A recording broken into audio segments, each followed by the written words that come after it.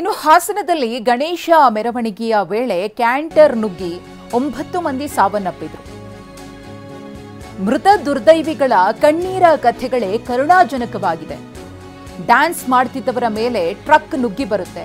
ಆ ದೃಶ್ಯವೇ ಭೀಕರವಾಗಿದೆ. ಸಂಭ್ರಮದಲ್ಲಿ ತೇಲಾಡ್ತಿದ್ದವರ ಉಸಿರನ್ನ ಏಕಾಏಕಿ ಯಮನಂತೆ ನುಗ್ಗಿ ಬಂದಂತಹ ಟ್ರಕ್ ನಿಲ್ಲಿಸಿ ಬಿಡುತ್ತೆ. ದಿಕ್ಕಾಪಾಲಾಗಿ ಜನ ಓಡ್ತಾರೆ ಪ್ರಾಣವನ್ನ ಉಳಿಸಿಕೊಳ್ಳೋದಕ್ಕೆ. ಆ ಸಂದರ್ಭದಲ್ಲಿ ಕಣ್ಣು ಮುಚ್ಚಿ ಬಿಡುವಷ್ಟರಲ್ಲಿ ಕೆಲವೇ ಸೆಕೆಂಡ್ಗಳಲ್ಲಿ ಏನಾಯ್ತು ಅನ್ನೋದು ಯಾರಿಗೂ ಕೂಡ ಗೊತ್ತಾಗೋದಿಲ್ಲ. 9 ಮಂದಿ ಸಾವನ್ನಪ್ತಾರೆ. ಬಾಳಿ ಬದುಕಬೇಕಾದಂತಹ ಯುವಕರು 17 ವರ್ಷ, 19 ವರ್ಷ, 20 ವರ್ಷ, 25 ವರ್ಷ ಈ ಏಜ್ ಗ್ರೂಪ್ನ ಯುವಕರೇ ಹೆಚ್ಚಾಗಿ ನಿನ್ನೆ ರಾತ್ರಿ ಸಂಭವಿಸಿದಂತಹ ಅಪಘಾತದಲ್ಲಿ ಸಾವನ್ನಪ್ಪಿದ್ರು. ಹಾಸನ ತಾಲೂಕಿನ ಮೊಸಳೆ ಹೊಸಳ್ಳಿಯಲ್ಲಿ ಆದಂತಹ ಘಟನೆ ಇದು. ರಾಷ್ಟ್ರೀಯ ಹೆದ್ದಾರಿಯಲ್ಲಿ ಗಣೇಶ ಮೆರವಣಿಗೆಯ ಸಂದರ್ಭದಲ್ಲಿ ಇದು ಗಮನಿಸ್ತಾ ಇದ್ದೀರಿ ಯಾವ ರೀತಿಯಾಗಿ ಆ ಕ್ಯಾಂಟರ್ ನುಗ್ಗಿ ಬರುತ್ತೆ ಅಂತ ಹೇಳಿ. ಕಂಟ್ರೋಲ್ ತಪ್ಪುತ್ತೆ, ಸ್ಪೀಡ್ ಇರುತ್ತೆ, ಮುಂದ್ಗಡೆ ಒಂದು ಬೈಕ್ ಹೋಗ್ತಾ ಇರುತ್ತೆ.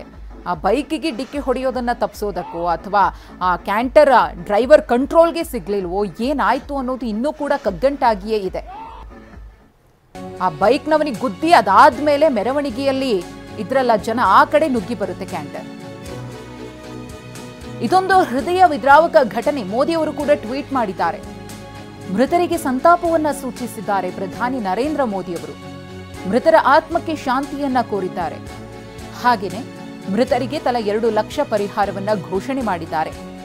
ಪಿಎಂ ರಾಷ್ಟ್ರೀಯ ಪರಿಹಾರ ನಿಧಿಯಿಂದ ಗಾಯಾಳುಗಳಿಗೆ ತಲಾ 50,000 ರೂಪಾಯಿಯನ್ನ ಘೋಷಣೆ ಮಾಡಲಾಗಿದೆ. ಗಮನಿಸ್ತಾ ಇದ್ದೀರಿ ಟ್ವೀಟ್. ಪ್ರಧಾನಿ ನರೇಂದ್ರ ಮೋದಿಯವರು ಕೂಡ ಸಂತಾಪವನ್ನು ಸೂಚಿಸಿದ್ದಾರೆ. ಘಟನೆಯ ಬಗ್ಗೆ ಮರುಕವನ್ನು ವ್ಯಕ್ತಪಡಿಸಿದ್ದಾರೆ. ಇದೊಂದು ಹೃದಯ ವಿದ್ರಾವಕ ಘಟನೆ. ಬಹಳ ನೋವಾಗಿದೆ. ಮೃತರ ಆತ್ಮಕ್ಕೆ ಶಾಂತಿ ಸಿಗಲಿ, ಹಾಗೆಯೇ ಅವರನ್ನು ಕಳ್ಕೊಂಡಂತಹ ಕುಟುಂಬಸ್ಥರಿಗೆ ದುಃಖವನ್ನು ಭರಿಸುವಂತಹ ಶಕ್ತಿಯನ್ನು ಆ ದೇವರು ಕೊಡಲಿ ಅಂತ ಹೇಳಿ ಪ್ರಾರ್ಥಿಸಿದ್ದಾರೆ. ಅವರ ದುಃಖದಲ್ಲಿ ನಾನು ಕೂಡ ಭಾಗಿದಾರ ಅಂತ ಹೇಳಿದ್ದಾರೆ. ಅದರ ಜೊತೆಗೆ ಪಿಎಂ ರಾಷ್ಟ್ರೀಯ ಪರಿಹಾರ ನಿಧಿಯಿಂದ ಮೃತರ ಕುಟುಂಬಸ್ಥರಿಗೆ ತಲಾ 2 ಲಕ್ಷ ರೂಪಾಯಿ ಪರಿಹಾರವನ್ನು ಘೋಷಣೆ ಮಾಡಲಾಗಿದೆ. ಹಾಗೆಯೇ ಗಾಯಾಳುಗಳಿಗೆ 50,000 ರೂಪಾಯಿ ಪರಿಹಾರವನ್ನು ಘೋಷಿಸಲಾಗಿದೆ. ರಾಜ್ಯ ಸರ್ಕಾರ ಕೂಡ ಈಗಾಗಲೇ ಪರಿಹಾರ ಮೊತ್ತವನ್ನು ಘೋಷಣೆ ಮಾಡಿದೆ. 5 ಲಕ್ಷ ರೂಪಾಯಿ ಪರಿಹಾರವನ್ನು ಸಿಎಂ ಅವರು ಘೋಷಿಸಿದ್ರೆ ಗಾಯಾಳುಗಳ ಚಿಕಿತ್ಸಾ ವೆಚ್ಚವನ್ನು ಸರ್ಕಾರವೇ ಭರಿಸುತ್ತೆ ಅಂತ ಹೇಳಿದ್ದಾರೆ. ಇನ್ನು ಮೊಸಳೆ ಹೊಸಹಳ್ಳಿ ಗ್ರಾಮದಲ್ಲಿ ಸ್ವಯಂ ಪ್ರೇರಿತ ಬಂದ್. ಅಂಗಡಿ ಮುಂಗಟ್ಟನ್ನ ಬಂದ್ ಮಾಡಿದ್ದಾರೆ ವರ್ತಕರು. ಯಾರಿಗೆ ತಾನೇ ಮನಸ್ಸಿರುತ್ತೆ. ನಿನ್ನೆ ರಾತ್ರಿ 8:30 ಸುಮಾರಿನ ತನಕ ಎಲ್ಲರೂ ಖುಷಿಯಾಗಿದ್ರು. ಎಲ್ಲರೂ ಕೂಡ ಒಟ್ಟಾಗಿ ಗಣೇಶ ಮೆರವಣಿಗೆಯಲ್ಲಿ ಭಾಗಿಯಾಗಿ ಖುಷಿಯಾಗಿದ್ರು.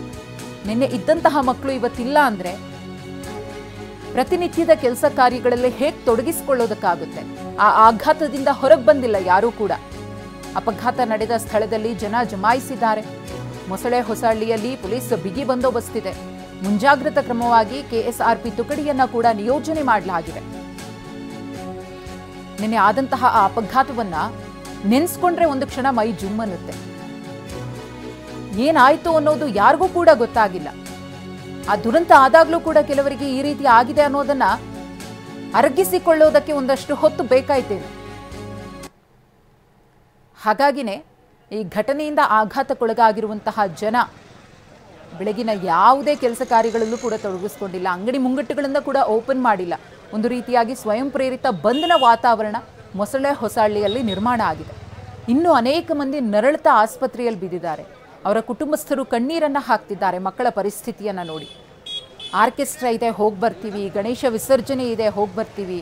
ವರ್ಷಕ್ಕೊಂದ್ಸಲ ಬರುವಂತಹ ಗಣೇಶನನ್ನು ಕಣ್ತುಂಬಿಕೊಂಡು ಒಂದೆರಡು ಹಾಡಿಗೆ ಹೆಜ್ಜೆ ಹಾಕಿ ಬರ್ತೀವಿ ಅಂತ ಹೋದವರು ಬಾರದ ಲೋಕವನ್ನು ಸೇರಿದ್ದಾರೆ. ಈ ಅಪಘಾತದಲ್ಲಿ ಗಾಯಗೊಂಡಿರುವವರು ಚೇತರಿಸಿಕೊಳ್ಳೋದಕ್ಕೆ ಇನ್ನೆಷ್ಟು ದಿನಗಳು ಬೇಕೋ, ಯಾರ್ಯಾರಿಗೆ ಯಾವ್ಯಾವ ರೀತಿಯ ಫ್ರ್ಯಾಕ್ಚರ್ ಆಗಿದೆಯೋ ಗೊತ್ತಿಲ್ಲ. ಅದೆಲ್ಲವನ್ನ ನೆನೆಸ್ಕೊಂಡ್ರೆ ನಿಜಕ್ಕೂ ಕೂಡ ನೋವಾಗುತ್ತೆ. ಸಡಗರ ಸಂಭ್ರಮದ ವಾತಾವರಣದಲ್ಲಿ ಸೂತಕದ ಛಾಯೆ ಆವರಿಸ್ಬಿಡ್ತಲ್ಲ ಅಂತ ಹೇಳಿ ಯಾರದ್ದೋ ಬೇಜವಾಬ್ದಾರಿಯಿಂದ 9 ಮಂದಿ ಉಸಿರು ಚೆಲ್ಲಿದ್ರೆ ಸುಮಾರು 17 ಮಂದಿ ನರಳಾಡ್ತಾ ಬಿದ್ದಿದ್ದಾರೆ.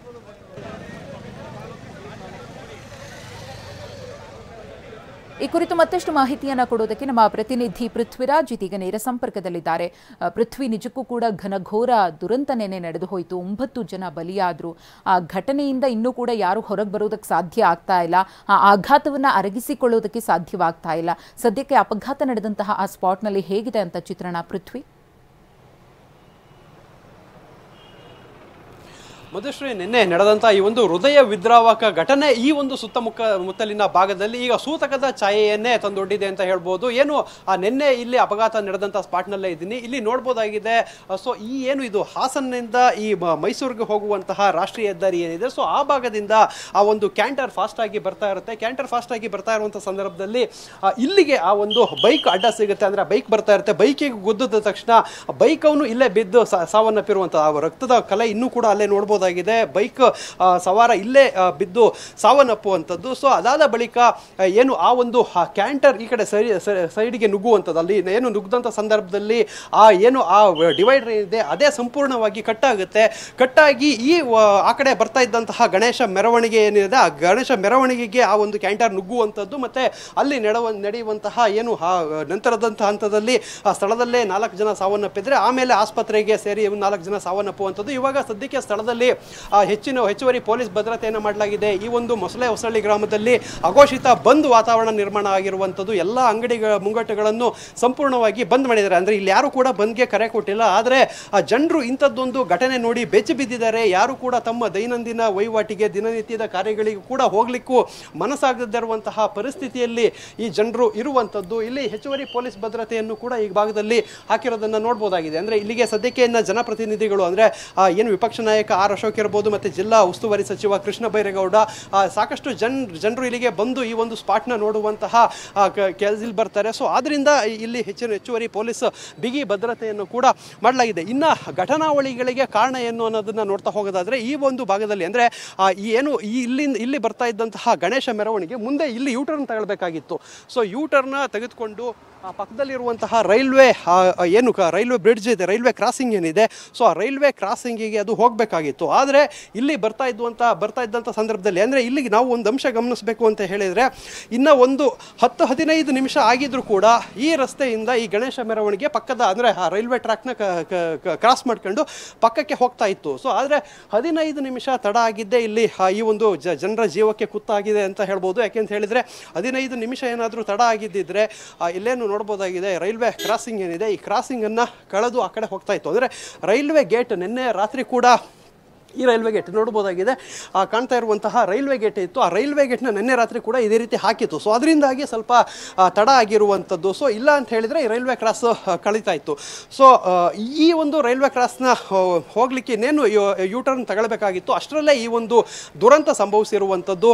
ಈ ಕಡೆಯಿಂದಂತಹ ಬಂದಂತಹ ಲಾರಿ ಬೈಕ್ಗೆ ಡಿಕ್ಕಿ ಹೊಡೆದಿರುವುದು. ಇಲ್ಲಿ ನಾವು CCTV ದೃಶ್ಯಾವಳಿಗಳು, ಮೊಬೈಲ್ ದೃಶ್ಯಾವಳಿಗಳೆಲ್ಲವನ್ನು ಕೂಡ ಗಮನಿಸಿ ಅದರ ಮೇಲೆ ಅನಲೈಸ್ ಮಾಡೋದಾದರೆ, ಅಲ್ಲಿ ಏನು ಆರಂಭಿಕ ಹಂತದಲ್ಲಿ ಮುನ್ಗಡೆಯಿಂದ ಲೈಟ್ಗಳಿತ್ತು. ಆ ಡ್ರೈವರ್ ಕೂಡ ಫಾಸ್ಟ್ ಇದ್ದ. ಆತನಿಗೆ ಆ ಬೈಕ್ ಹೋಗ್ತಾ ಇರೋದು ಕಾಣಿಸಿದೆಯೋ ಗೊತ್ತಿಲ್ಲ.